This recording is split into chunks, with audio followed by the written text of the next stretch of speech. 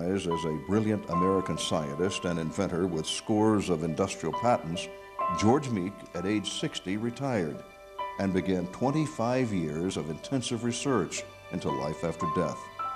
He traveled the world to locate and to establish research projects with top medical doctors, psychiatrists, physicists, biochemists, ministers, priests, and rabbis. In 1987, he published the conclusions of his quarter-of-a-century research.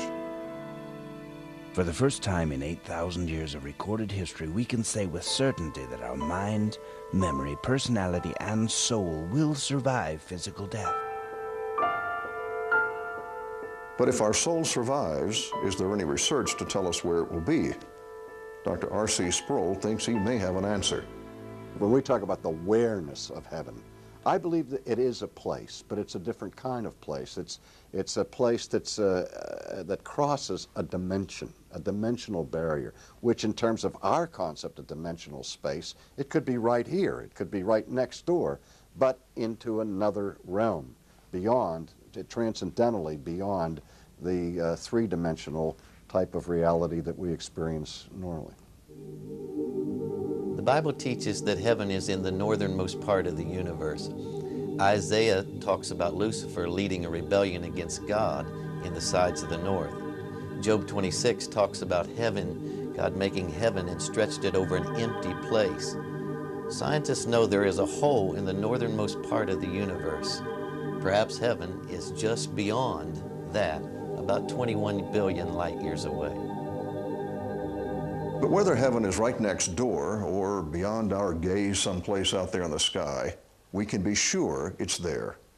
If, for example, it's been proven, as George Meek suggests, that we live on after physical death, the clear implication is that there must be a place, a geography for heaven.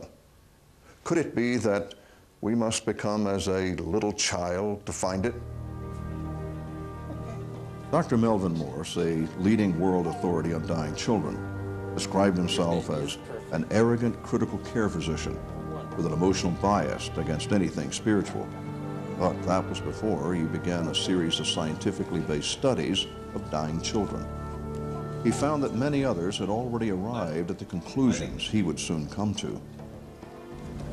Well, then that's what we'll do. Okay. All right, thanks. You bet. When I review the medical literature, I think it points clearly to scientific evidence that something survives human death. This evidence includes case reports, reviews of the existing scientific literature, as well as direct experimental evidence, all causing a growing body of evidence in the scientific community, making it respectable to speculate that something survives human death. I think the message of the near-death experience is that there is something there other than our physical reality. There is a spiritual realm. I also think that there's the message of God. There is a God there. It's similar to the general revelation that we see in the first chapter of Romans that Paul wrote in the New Testament, that the law of God is written on the hearts of all men. And I think that the near-death experience is bringing that to the person's awareness at the time they're in the process of dying. Some people have come to me with a question, isn't there some middle ground between skeptics and believers in certain religions about this issue of heaven, or hell for that matter? My point of view is there is absolutely no middle ground. Either heaven exists or it doesn't exist. The important thing is to find out if it does exist, what is necessary, what's involved, and what authority do you use to know that it exists. When you go to the Bible and you look at the 668 historical prophecies, all shown to be true, that gives you some confidence that any future activities, such as life after death and heaven, would also be true. Among a growing group of scientists who seem to be accepting of the notion of an eternal spirit is Dr. Stephen Hawking, widely regarded as the most brilliant scientific mind of this or perhaps any age. In what many regard as a complete turnabout, Dr. Hawking, in his book, The Theory of Everything, The Origin and the Fate of the Universe, writes, "It would be very difficult to explain why the universe should have begun in just this way, except as the act of a God who intended to create beings like us."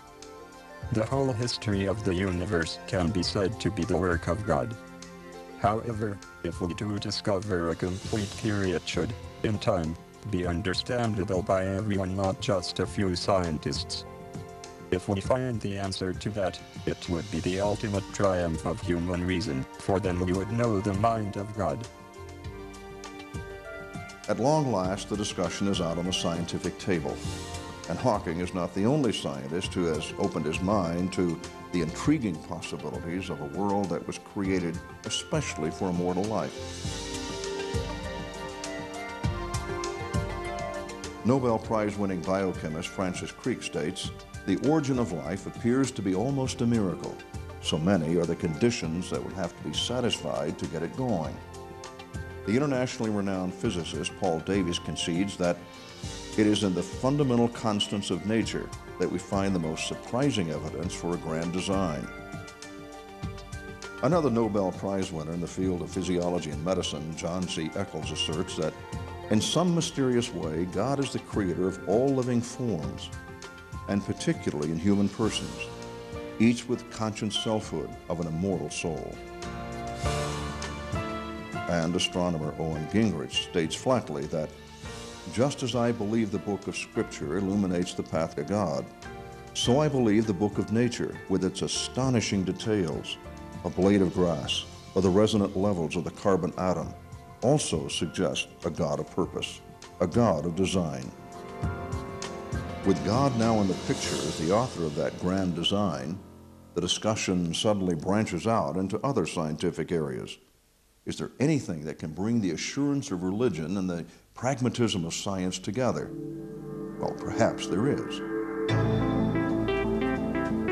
In his new book, Dr. T. Lee Bauman suggests the unifying concept may be light. In my research, I have tried to look closely at the latest information on near-death experiences, at the latest thinking in quantum physics, at new interpretations of information from the Bible, as well as the mysterious, fascinating nature of light. Other researchers, notably Drs. Moody and Morse, have found light to be the keynote event, the element that always leads to a transformation in their lives. But the question is, why light? Why not darkness? Physiologically, isn't death a descent into darkness? Yet Daniel Brinkley and almost all others who have experienced near death see light. Why? The fact is, there is no rational medical explanation for this occurrence. Einstein, however, showed us in the flow of light the corollary of the eternal now. Today, more scientists are recognizing the significance of the electromagnetic radiation that pervades our daily lives, including light. Incredibly, physicists have performed experiments that even suggest light is conscious. That is to say, in these experiments, light appears to be capable of making decisions. If a relationship possibly exists between light and a supreme being, perhaps it manifests in ways that have already been revealed to those who over the centuries have been believers in God. Scripture abounds with references that are especially meaningful in this new context. In Psalms 104 we read, O Lord my God, thou art very great.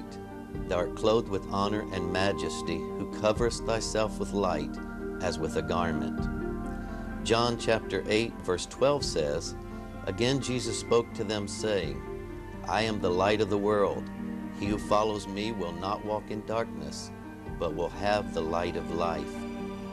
And in 1 John chapter 1 verse 5, a clear testimony is given. This is the message we have heard from him and proclaimed to you, that God is light, and in him is no darkness at all. This barely scratches the surface of both the Old and New Testament references concerning God manifesting himself as light. The Bible is replete with references to light, its power and function.